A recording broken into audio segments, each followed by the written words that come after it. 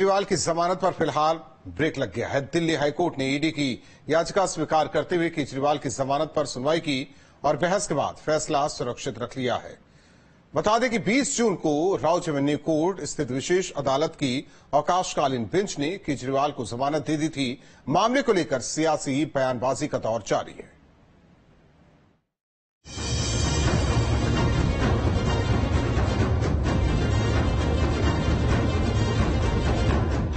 दिल्ली शराब नीति घोटाला मामले में अब नया मोड़ आ गया, जब ईडी ने इसमें दिल्ली के मुख्यमंत्री अरविंद केजरीवाल को गिरफ्तार कर लिया।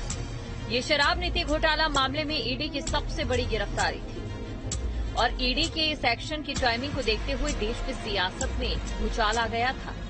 देश के आम चुनावों से ठीक पहले केंद्रीय एजेंसी का एक्शन चौंका देने वाला था।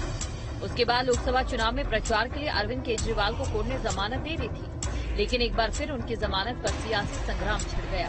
बीजेपी और आम आदमी पार्टी आमने सामने।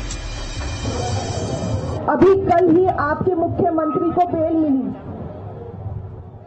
अभी सुबह ऑर्डर अपलोड होना था, ऑर्डर अपलोड नहीं हुआ और ईडी हाईकोर्ट पहुंच गई ऑर्डर को स्टे करवाने के लिए। इतना ये तो ऐसे हो गया Arvind Kejriwal is the most wanted terrorist of India. देश में तानाशाही इतनी हद पार कर रही है कि ईडी किसी को लिबर्टी भी नहीं देने के मुख्यमंत्री के अगेंस्ट वो स्टे के लिए चली जाती है। देखिए, ऐसा कभी सुना नहीं। लोअर कोर्ट के बेल का ऑर्डर अभी अपलोड ही नहीं हुआ, हमें ही नहीं मिला, किसी को मिला ही नहीं। जब ऑर्डर ही नहीं आया तो हाईकोर्ट किस चीज पे सुनवाई कर रहा है? क्या लेके ईडी हाईकोर्ट पहुंच गया और क्या सुन के हाईकोर्ट कह रहा है कि हम इसको सुनेंगे? अभी तो ऑर्डर ही नहीं आया, वे सुन क्या रहे हैं? ईडी चैलेंज किस चीज को कर रहा है? ये तो बड़ी अजीब सी बात है, कभी नहीं सुना देश में। देखिए, ये बड़ा रेगुलर प्रोसेस है।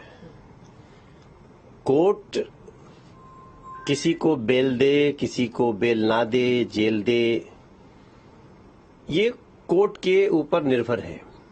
डिपेंड करता है जांच एजेंसियां वो किस तरह से केस को आगे बढ़ा रही हैं।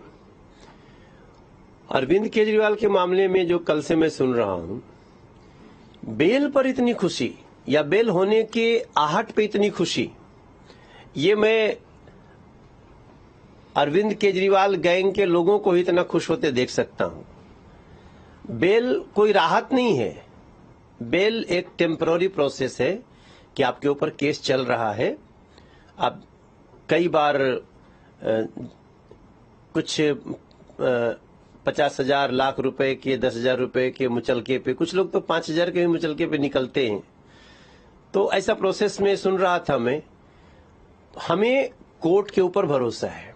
एक अपराधी अरविंद केजरीवाल, जांच एजेंसी और माननीय कोर्ट, इन तीन लोगों के बीच में सुनवाई चल रही है, मामला चल रहा है। कल जब एक कोर्ट उनको बेल देती है तो ये लिखते हैं सत्यमेव जयते, और आज अगर एक कोर्ट स्टे दे रही है तो इनको कानून बुरा लग रहा है।